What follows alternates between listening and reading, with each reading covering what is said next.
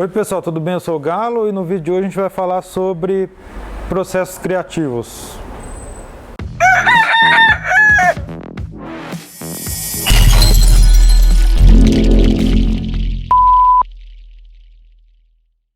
Bom, eu tinha feito uma enquete uns dias atrás no Stories do Instagram.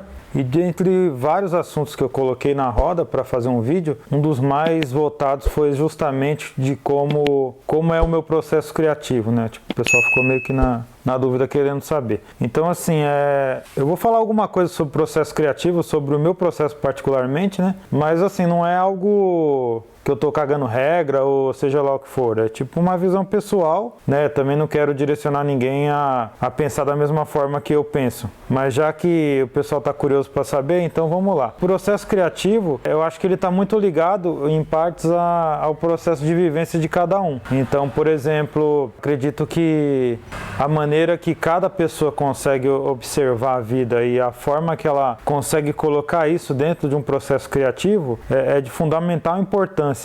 Ou seja, não necessariamente uma pessoa, um artista, ele tem que ter uma base educacional, por exemplo, pautada num curso universitário ou no curso técnico para conseguir desenvolver o seu processo criativo.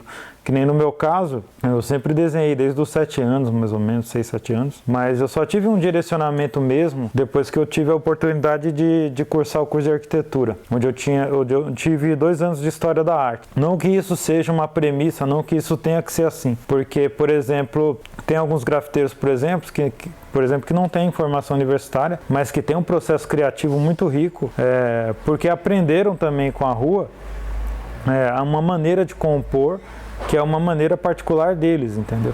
Então, como eu tive acesso, por exemplo, a estudar geometria, né? A geometria, de certa forma, ela me ajuda a compor em alguns momentos, né? Não que isso seja algo que esteja presente a todo momento na minha composição, mas às vezes aparece.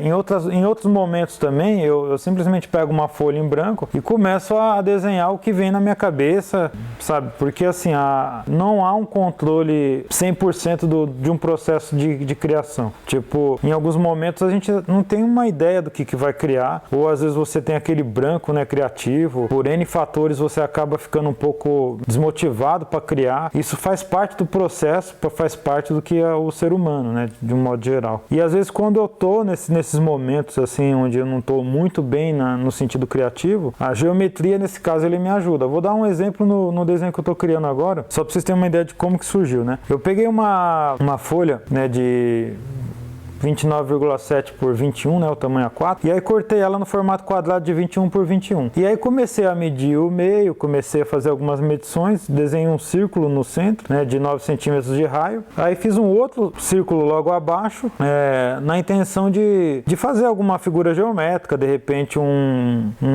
octógono, um hexágono, ou um pentagrama, ou qualquer uma imagem que me desse uma subdivisão daquele círculo, né. E aí eu acabei dividindo ele de tal forma que acabei gerando, na verdade, um triângulo equilátero. Equilátero é de 3 lados iguais, não é? Acabei gerando um triângulo equilátero. E aí, a partir desse triângulo equilátero, que me veio uma ideia de uma composição, onde eu coloquei um peixe na parte de baixo e alguma cena circense que estava acontecendo, por exemplo. E aí, depois de definido isso, eu apaguei toda essa informação geométrica e o que ficou, na verdade, é o que vocês estão vendo agora, que é a composição propriamente dita. Então, assim, essa é uma maneira, é um processo que às vezes eu acabo usando, sendo que, na verdade, quando eu vou para a parede ou quando eu vou para o muro, dificilmente isso acontece. Eu não tenho todo esse cuidado sempre de compor com base em uma geometria. Eu também acho bem legal quando o acaso vem. Como quando eu comecei, né, na maior parte das vezes, eu chegava no muro e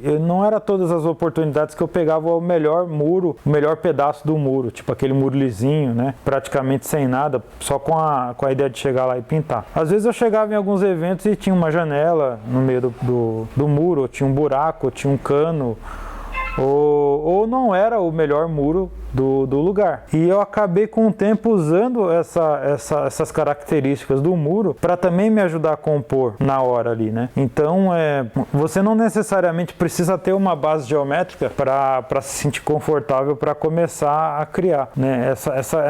Essa base da criação, ela pode vir praticamente de qualquer ruído, de qualquer informação que o muro de alguma forma te ofereça no momento. Então, basicamente, então, o que a gente teoricamente precisa prestar atenção dentro de um processo de criação?